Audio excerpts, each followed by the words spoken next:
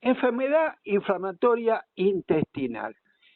Vamos a desarrollarlo con el doctor Domingo Valderramo, médico gastroenterólogo, doctor en medicina de la Universidad de Barcelona, jefe de la unidad endoscopía digestiva del servicio de gastroenterología del Hospital Privado Universitario de Córdoba, miembro del grupo CEMEI, que es el Grupo Córdoba para el Estudio y Manejo de la Enfermedad Inflamatoria Intestinal, y socio miembro de GARECU, que es el Grupo Argentino de Enfermedad de Crohn y Colitis Ulcerosa. Muy buenas tardes, doctor Valderramo. José Bouza le habla.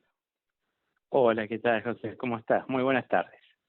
Doctor, como en otras oportunidades que hemos tenido diálogo, vamos a tratar de acercar este tema a la población con un sentido en lo posible preventivo, en lo que se relaciona a tratar de reconocer las enfermedades. En este Perfecto. caso, las enfermedades inflamatorias intestinales, ¿qué son y cuáles son? Bien. Bueno, muy interesante la pregunta. Gracias por permitirme comentar un poco a la audiencia esto. Las enfermedades inflamatorias intestinales es un grupo de enfermedades, pero principalmente son dos, la cual es una que se denomina la colitis ulcerosa y otra enfermedad de Crohn, que tienen la característica de ser enfermedades crónicas. O sea, son enfermedades que cuando aparecen van a persistir a lo largo de toda la vida en el paciente, ¿no? No significa que van a persistir de la misma forma, sino que nosotros podemos tratarlas, controlarlas y hacer que su sintomatología en algún momento sea nula, o sea, controlarlas completamente. ¿Qué son estas enfermedades?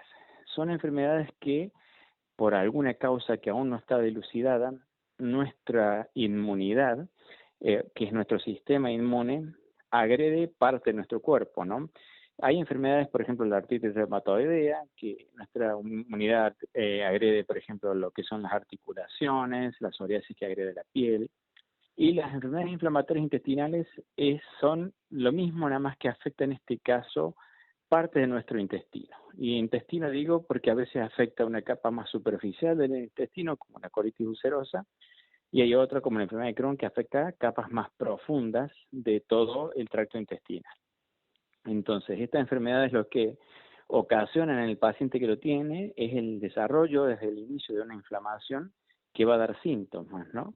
Síntomas que consisten principalmente en dolor abdominal, en diarrea, en deposiciones con sangre, y además si esto no es controlado, el paciente puede perder peso, puede tener anemia, puede tener cansancio, fatiga, y claramente impacta mucho en la calidad de vida del paciente, por lo cual es importante diagnosticarlas a corto plazo, apenas empiecen sus síntomas, para brindarle un diagnóstico específico y con un buen seguimiento para evitar las complicaciones de las mismas. ¿Es usual que se presenten este tipo de enfermedades? No son enfermedades tan frecuentes. Por ejemplo, yo siempre lo comparo con la enfermedad celíaca. Probablemente la enfermedad celíaca en nuestro medio se da casi en el 1% de la población en general, o sea que 1 de cada 100 habitantes puede tener celiaquía. Y en números, digamos que son todos orientativos que hay en nuestro país, probablemente las enfermedades inflamatorias se presenten en uno en aproximadamente 1.500 habitantes. O sea, son menos frecuentes que, por ejemplo, la enfermedad celíaca, pero son enfermedades que lo que hemos observado en los últimos años se diagnostican de forma más frecuente que, por ejemplo, comparado hace 20 o 30 años. O sea que nos da la idea de que la cantidad de casos nuevos va creciendo. Y por otro lado, los pacientes que ya tienen el diagnóstico, ellos persisten con la enfermedad. Entonces, si nosotros miramos todo lo que es el grupo de pacientes con nuevos diagnósticos y los que ya lo tenían previamente, va creciendo, digamos, de forma progresiva en toda la realidad de Latinoamérica, pero Argentina no escapa a eso, y uno de los países que también tenga una cifra junto con Brasil de los países que más casos de enfermedad inflamatoria intestinal hay en Sudamérica. ¿Tiene algún componente hereditario? La enfermedad es complejo saber la causa, pero sí sabemos que hay un patrón hereditario que probablemente puede jugar un punto. O sea, la gran mayoría de los pacientes no tienen un familiar con enfermedad inflamatoria intestinal. Probablemente a lo sumo hasta el 5 o 7% de los pacientes pueden llegarlo a tener, sobre todo los pacientes con enfermedad de Crohn, pero la gran mayoría no lo tienen.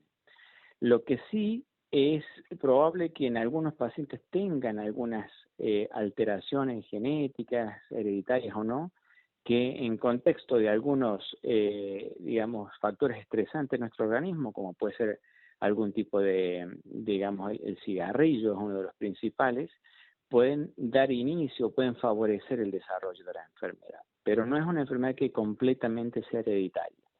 Cuando tenemos un familiar que tiene la enfermedad inflamatoria y tenemos un paciente que es familiar de él que se ha diagnosticado, probablemente sí esté más claro que sea el componente hereditario el que predomina en el desarrollo, y son pacientes que tienden a tener un curso un poco más severo que el que no tiene un familiar cercano con enfermedad inflamatoria intestinal. ¿Por qué es complicado el diagnóstico de este tipo de enfermedades? Bueno, es muy buena la pregunta. Yo dividiría dos situaciones. Una es la colitis ulcerosa. La colitis ulcerosa es una enfermedad que habitualmente afecta el recto, siempre afecta el recto es la parte más baja del intestino grueso, o sea, es la sección de nuestro intestino que está próximo, que participa en lo que es las deposiciones o la defecación. Entonces, el síntoma que da inicialmente en la colitis ulcerosa es la diarrea y el sangrado. Y eso a todos nos preocupa cuando un paciente, y el paciente también obviamente tiene diarrea y tiene sangre en las deposiciones, eso es muy llamativo y eso hace que consulte rápido. Entonces, el diagnóstico de la colitis ulcerosa probablemente sea más rápido del de todas las enfermedades inflamatorias intestinales, porque el paciente piensa no que tiene una enfermedad inflamatoria, sino que quiere descartar algo más grave por la sangre, por la presencia de sangre en la materia fecal. Entonces, en ese caso, el diagnóstico se hace con una colonoscopia o con un estudio de endoscopía de la parte baja del intestino y fácilmente se puede hacer el diagnóstico. Pero en los pacientes con enfermedad de Crohn, que puede tener diferentes localizaciones y habitualmente el recto es poco comprometido, generalmente se afecta el intestino delgado, que es una zona que es compleja tanto para la evaluación endoscópica como para la evaluación de algunos métodos de imágenes. Entonces, cuando tienen síntomas como esto, muchas veces en las visitas o en las consultas iniciales el paciente tiene síntomas que se superponen con los síntomas del síndrome intestino irritable, que es otra enfermedad más común, que da dolor y diarrea intermitente.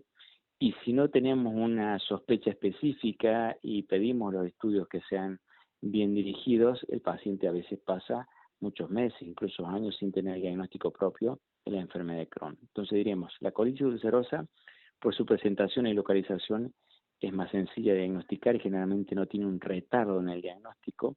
La enfermedad de Crohn va a depender de la localización en la cual la tenga, y si hay una localización que a veces es principalmente intestinal, el retraso del diagnóstico puede ser muy amplio, incluso llegar hasta los 2 o 3 años desde el inicio de los síntomas. Se obtiene el diagnóstico. Los tratamientos a aplicar son similares o cada enfermedad tiene el suyo. Hay algunas diferencias en lo que son sobre todo los pacientes con poca actividad, digamos los pacientes menos graves, ¿no? Que son los pacientes que tienen una actividad leve, o sea que la enfermedad, por ejemplo, desarrolla una diarrea que no es tan importante, no hay casi sangre en las deposiciones, no tiene anemia ni una fatiga muy importante, y sobre todo en la colitis ulcerosa este grupo de pacientes se puede tratar con fármacos que son de acción local o tópica, digamos, o sea, actúan por dentro del intestino. En la enfermedad de Crohn no tenemos esa posibilidad, digamos, no tenemos un fármaco que actúe de forma efectiva a largo tiempo en eso, y generalmente tenemos que pensar ya en medicaciones que son inmunosupresoras, o sea, tenemos que ir a abordar ya la inmunidad nuestra, tenemos que tratar de corregir o modular la inmunidad de nuestro organismo para evitar que la enfermedad, digamos, progrese o desarrolle su clínica, y eso generalmente se da en la gran mayoría de los pacientes con enfermedad de Crohn, y sobre todo en los pacientes que tienen más severidad en la colitis ulcerosa. Hablamos de que son fármacos biológicos o moléculas pequeñas que se llaman también, pero son moléculas que intervienen o fármacos que intervienen con el control de nuestra inmunidad, que son muy efectivas, pero que no son aplicables a todos los pacientes y uno tiene que seleccionar, sobre todo los pacientes que tengan una gravedad mayor y que no hayan respondido a los tratamientos menos complejos de forma inicial. Las dietas que debe tener de ahí, del diagnóstico en adelante, la persona con la enfermedad inflamatoria intestinal. ¿En qué consiste? Bueno, la dieta, digamos, juega un papel en la mejoría del paciente. No tenemos hoy claro de que esta enfermedad tenga relación con algún tipo de alimento en particular, ¿no? O sea, no hay que uno que consuma, por ejemplo, tal galletita o tal tipo de carne o tal cereal que vaya a tener enfermedad inflamatoria. Entonces, la dieta no es un causante de la enfermedad inflamatoria. Lo que sí sabemos que una vez que el paciente tiene el diagnóstico, debemos hacer como en cualquier enfermedad crónica y que puede producir desnutrición, la enfermedad inflamatoria puede asociarse a desnutrición, y el paciente debe seguir una dieta en la cual estén comprendidos cada uno de los alimentos que nos hacen falta a nosotros, o sea, que tengamos que tener fibra, ya a través de verdura y algunas frutas, proteínas a través de carnes, y algunos cereales que también nos van a aportar glúcidos y parte de la fibra, ¿no? Eso es importante controlarlo inicialmente con un nutricionista, sobre todo a un nutricionista que tenga conocimiento de la enfermedad y que no sea una dieta restrictiva, porque cuando el paciente esté en la condición de respuesta clínica o que esté sin síntomas puede comer un poco más y más amplia su dieta, y probablemente cuando tenga una actividad más importante en la enfermedad hay que restringir algunas cosas como son las fibras porque van a aumentar el número de posiciones. Entonces siempre es muy importante trabajar desde el punto de vista médico, que lo hacemos nosotros con un nutricionista que tenga información y manejo en esto, porque es importante identificar este tipo de profesionales, porque van a ser de gran ayuda para el paciente a lo largo del recorrido de toda su enfermedad. Tener el contacto directo con el nutricionista ayuda a mejorar la calidad de vida del paciente. Reconocido como una enfermedad crónica que no tiene cura, pero sí tiene un control para una calidad de vida que probablemente a aquel que todavía no ha recibido tratamiento se le dificulta. ¿Qué riesgo tiene si no recibe diagnóstico y qué riesgo dentro de este periodo de vida que de transcurrir con la enfermedad puede tener un paciente? Bueno, eso es muy interesante la pregunta. Son enfermedades que nosotros tenemos que darle toda la importancia que merecen, digamos. Hay pacientes que tienen el diagnóstico y tenemos que tratar de abocarnos desde el punto de vista médico a que reciban un control y un tratamiento que sea el que necesite, ¿no? O sea, no sobretratar, pero tampoco no desatender y no tratar a un paciente. Si la enfermedad, de acuerdo a la evolución que tenga, digamos, progresa y no responde al tratamiento o no recibe tratamiento, el paciente puede tener muchas complicaciones futuras, o sea, puede ser un paciente que tenga una calidad de vida totalmente alterada, porque tenga un número de exposiciones que exceden lo que cualquier persona normal hace, o sea, tenga 10, 15 exposiciones o veces urgencia que tenga que ir al baño, muchas veces nocturna, y eso altera mucho la calidad de vida, el medio laboral, las relaciones interpersonales, brinda fatiga, cansancio, y además puede tener anemia y alteraciones, digamos, en lo que son los nutrientes y predispone, entre otras cosas, a falta de fuerza, pero también puede producir pérdida de calcio en los huesos, desnutrición, y eso afecta, digamos, no solo moralmente su calidad de vida, sino de forma orgánica, ¿no? Y a largo plazo, si no controlamos la enfermedad cuando han pasado muchos años, estas enfermedades, cuando son extensas en el colon, pueden predisponer a lo que son anormalidades de la mucosa del colon, incluso el cáncer de colon. Entonces, es muy importante, sobre todo en las etapas iniciales del diagnóstico, en los primeros 2 años, decimos que son los momentos de oro, digamos, al paciente tratar de realizar el mejor control posible de la enfermedad, porque de esa forma vamos a evitar las complicaciones más iniciales y también vamos a evitar las complicaciones más tardías, como puede ser la osteoporosis, el riesgo de cáncer o el riesgo de complicaciones como son las perforaciones o las estrecheces del intestino. Para finalizar, para aquella persona tenga algún indicio que puede estar en presencia de enfermedad inflamatoria intestinal y debe acudir a un diagnóstico más específico, ¿cuáles son los síntomas de mayor preocupación? Eso es muy buena pregunta porque yo creo que el punto inicial es la consulta médica, ¿no? No hay que esperar por ahí presentar toda la sintomatología. Yo todos los pacientes que veo a veces por control sano, por screening o por seguimiento, Le digo que, bueno, las cosas que llaman la atención es que un paciente empieza a tener diarrea o deposiciones de menor consistencia y sobre todo de mayor frecuencia. Debe llamarnos mucho la atención si las deposiciones son nocturnas. O sea, si alguien se despierta por dolor abdominal y tiene que ir al baño, eso es un signo muy importante de control y de consulta médica. Además decir si aparece sangre en la materia fecal, eso también es importante y no debe retrasar porque no solo puede ser una enfermedad inflamatoria intestinal, puede ser un pólipo o alguna otra alteración de este tipo que requiere una consulta médica no diferida.